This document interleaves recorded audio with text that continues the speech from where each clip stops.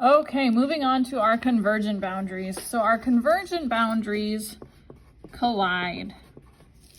Okay, they're moving towards each other. So our convection currents also, they have to be now to the point where they're moving towards cooling and going back down towards the mantle. With this situation, because we have this big gap here, we get a trench. So we have a pretty decent drop off once you get off of the continental crust. Okay. We have, and as our crust goes underneath, we have a subduction zone. And as our crust goes underneath, it's going to get hot, which is then going to cause it to melt. As it melts, it's going to end up building pressure. I'm not going to cross off my continental word there. And it's going to come up and it's going to end up making a volcano.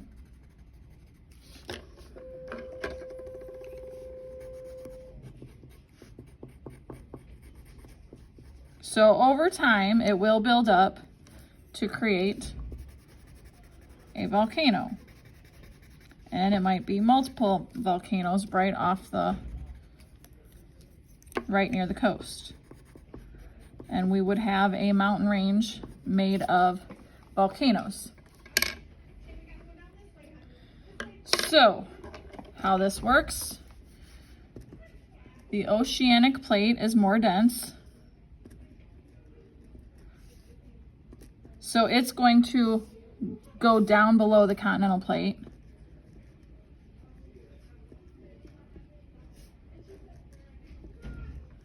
Okay, the plate melts and pressure increases. And I'm just going to draw an up arrow for increases.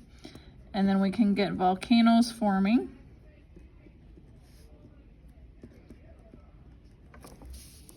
Our effects are a subduction zone, where we get volcanoes and a trench.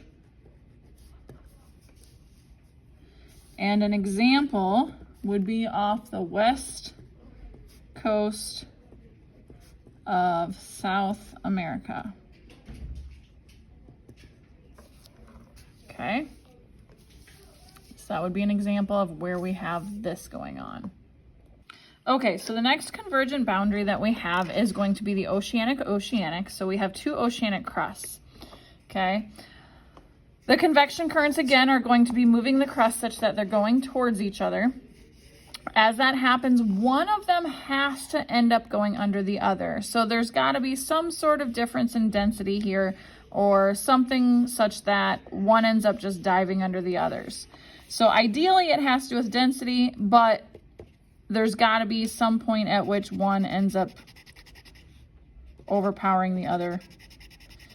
We're going to end up having volcanoes occur because this plate's going to melt. It's going to cause pressure just like it did with the previous one. And we're going to get some volcanic eruptions. Eventually, as that volcano gets larger and larger, we'll have an island that can form. So we can end up with an island arc. And the reason it's called an island arc is because this isn't the only island. However far this boundary goes like back three-dimensionally into the paper, there's going to be a string of islands along the entire boundary. Now, how fast this process occurs will determine how close the islands are, how big the islands are, so on and so forth. But it's going to vary. It's not like they're all going to be the same height. It's going to vary based upon where that magma is coming up and how much it's able to actually grow. So we've got step one, an oceanic plate dives below the other. The plate melts and increases the pressure. Pressure increases. And again, I'm just using arrows. If you need to put that the oceanic plate like moves underneath the other, that's fine. pressure increases, volcanoes grow to become island arcs, or an island arc. Okay. This is a subduction zone because a subduction zone just has to do with one plate going underneath the other.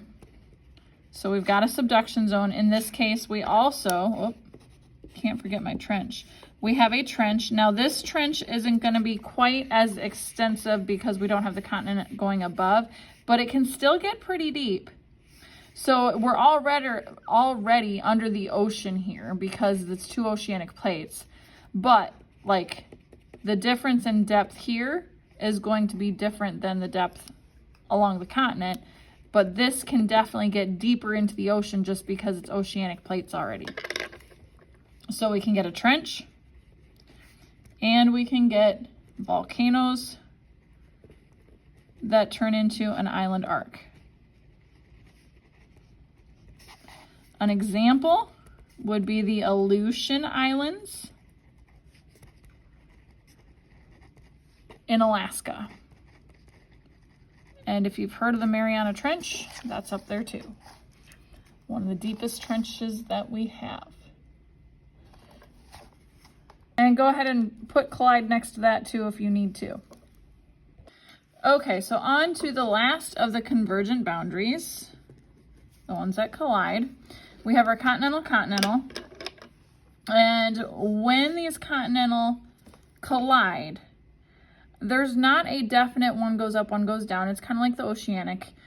They kind of just end up crashing and bunching up. So we're going to end up having mountains form.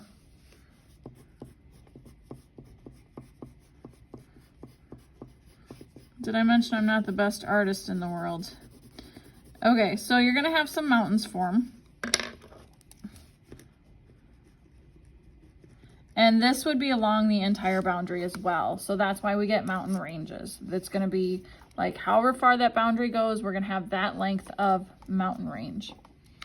Okay, so our continents collide.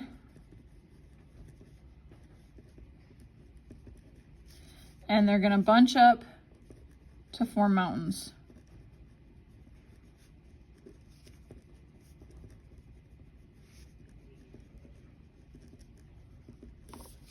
Our effects are that we get mountains. And an example would be the Himalayas in India.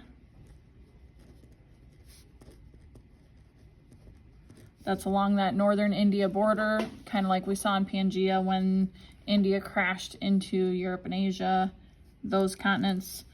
We get the Himalayas. And then we can also say the Rocky Mountains in the US. The only thing is like the US, there's not an active boundary along the middle of the Rocky Mountains. There is a boundary along San Francisco, but that is a transform boundary, so that one would not make the Rocky Mountains. But at some point, we had to have had a boundary that could create the Rocky Mountains. Same with the Appalachian. But if you remember from our Pangea flipbook, long ago, the North American continent pulled apart, and then it ended up crashing back together. So that part would have been responsible for one of the two mountain ranges in the United States. So that is the end of our convergent boundaries.